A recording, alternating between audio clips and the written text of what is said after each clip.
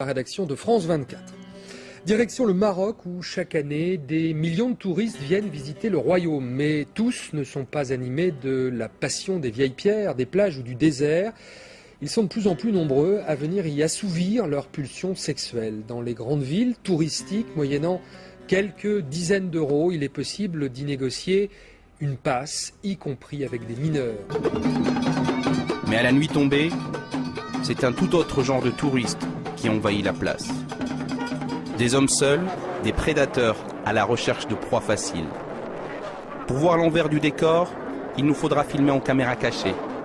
Très vite, nous sommes accostés par un rabatteur. Bonjour mon ami. Tu cherches quoi? Tu veux du sexe? J'ai ce qu'il te faut, on peut tout acheter ici. J'ai des enfants. Tu viens, tu leur parles et voilà. C'est pas cher. 30 euros. Après le tsunami, on a vu les touristes sexuels qui sévissaient en Asie du Sud-Est déferler sur le Maroc.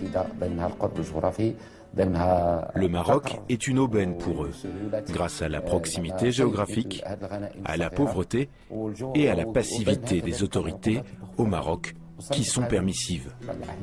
Avec nous au plateau, Karim Akiki. Bonjour Karim. Bonjour. Vous êtes grand reporter à France 24 et vous avez signé avec Aziza Naïtiba ce reportage au Maroc. Et on est effaré de la facilité avec laquelle on peut acheter des relations sexuelles au Maroc, à Marrakech, avec un mineur. Nous avons été étonnés nous-mêmes. Il suffit d'arriver à Marrakech, sur la fameuse place Jemaa el-Fna. C'est la grande place touristique. Tout se passe sur cette place-là. Il y a un tourisme classique, comme on le voit dans le reportage. Et très vite, en étant avec les bonnes personnes et surtout en traînant tout seul. Un homme tout seul qui traîne sur la place se fait aborder en permanence au Maroc. Alors on peut nous vendre des mouchoirs, on peut nous vendre des petits souvenirs. Mais la nuit tombée, sur la plage Jemaa el-Fna, on vient nous proposer directement de la vente d'êtres humains. Le processus est toujours le même, c'est-à-dire c'est des prostituées hommes qui viennent nous voir et qui nous demandent ça coûte tant, c'est très direct, ils savent, et ils savent reconnaître les hommes qui sont tout seuls. Et moi-même j'étais étonné, je leur disais mais pourquoi vous venez me proposer ça? Je dis mais on voit beaucoup de touristes qui sont là, qui sont tout seuls sur la place, donc on va vers eux, on leur propose ça. Très vite, quand on leur dit qu'on n'est pas intéressé, la deuxième étape c'est j'ai des enfants. Et là, j'ai été très étonné.